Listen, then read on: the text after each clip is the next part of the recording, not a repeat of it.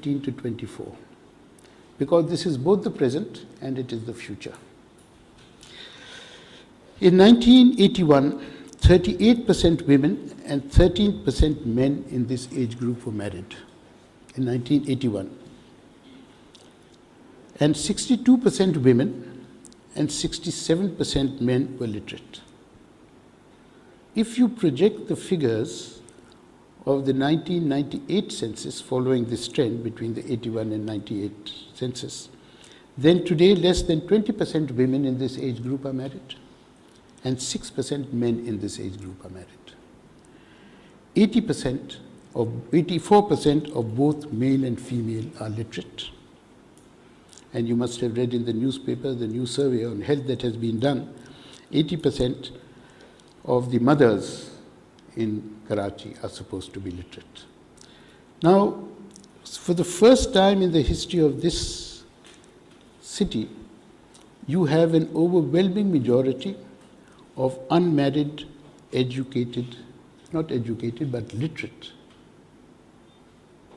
population, adolescents. Overwhelming majority of unmarried and literate adolescents. Any sociologist will tell you that this is bound to change family structure and it is bound to change gender relations. And that is what is in the process of happening with great deal of difficulty.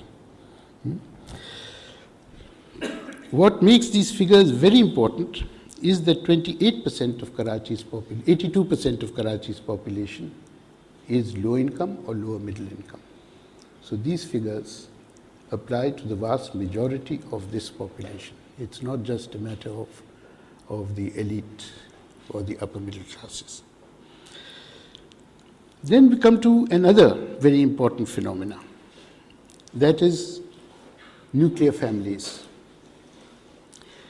In the 1998 survey of Karachi, 54% families said they were nuclear families. In the surveys for 2006 Strategic Development Plan, although they were small surveys, 89% families said that they were nuclear families. Now, we've carried out a fairly big research. You can find it on the web. It's called, what is the web called? urbandensity.org. It's an international web, they've put it there. What is the reason for these nuclear families emerging? And we interviewed older generation people. And they said that the reason is that before there used to be one earning member. Now there are many earning members. And so the family cannot stay together. The patriarchal system does not work. So the family falls apart. And this changes value systems.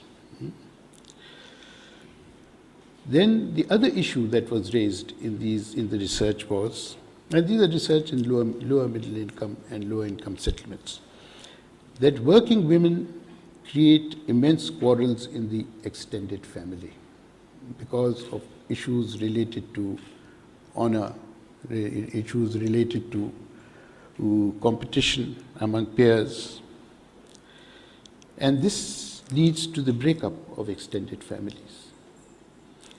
Then other questions that were asked establish quite firmly that when the extended family breaks, a retrogressive extended family, not a progressive one, breaks, then it gives far greater freedom to women to work and to establish themselves independently. So these things have emerged and are changing society in spite of all the other pressures.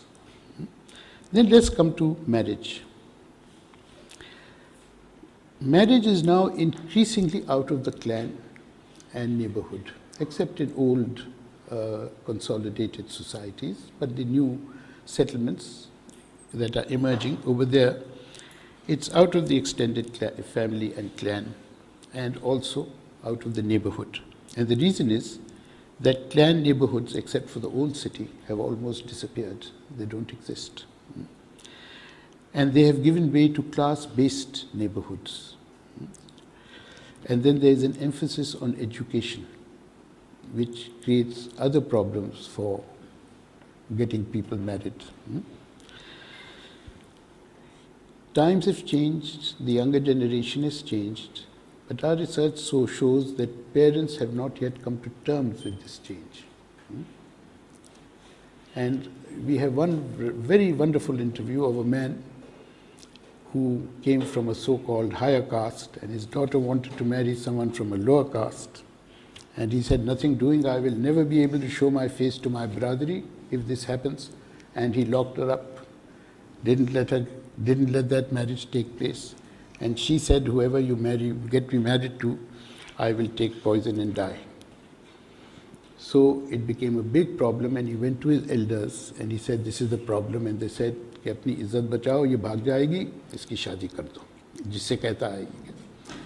He says, डरते डरते मैंने शादी की. And he said, I was just waiting on the wedding day that everyone would come and taunt me. And he said, nobody said anything. Only a few aunties were sarcastic. He said, किसी ने कुछ नहीं कहा.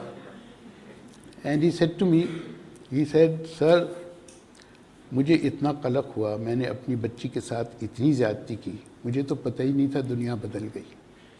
I think this is very important because this leads us to other things which I will discuss.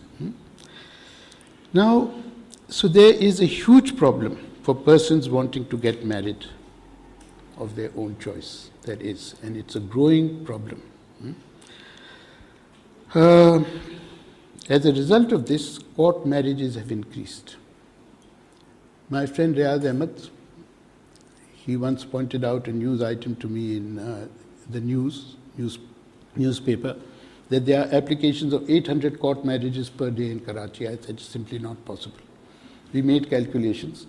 That meant 15% of all marriages in Sindh were court marriages. Didn't agree with it.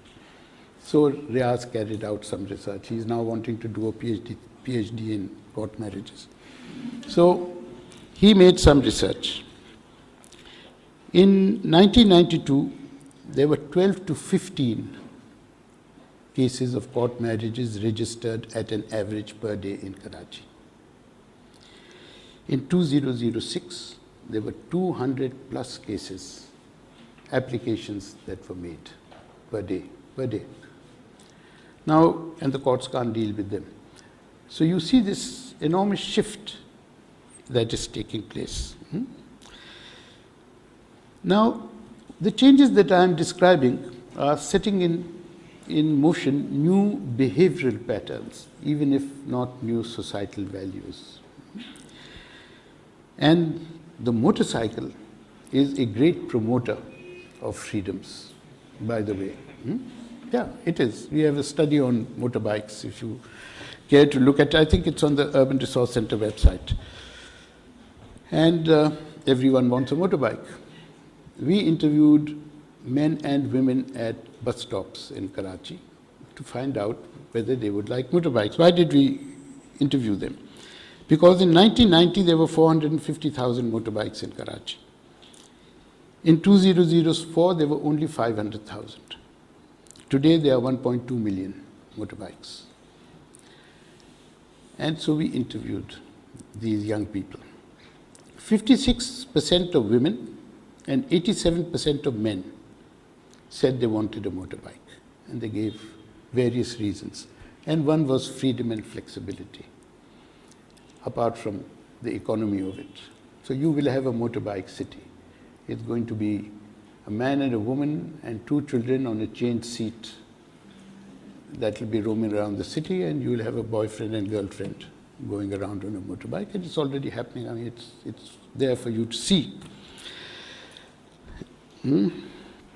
Now, then a phenomena that I have observed and often spoken about and written about are young people in parks.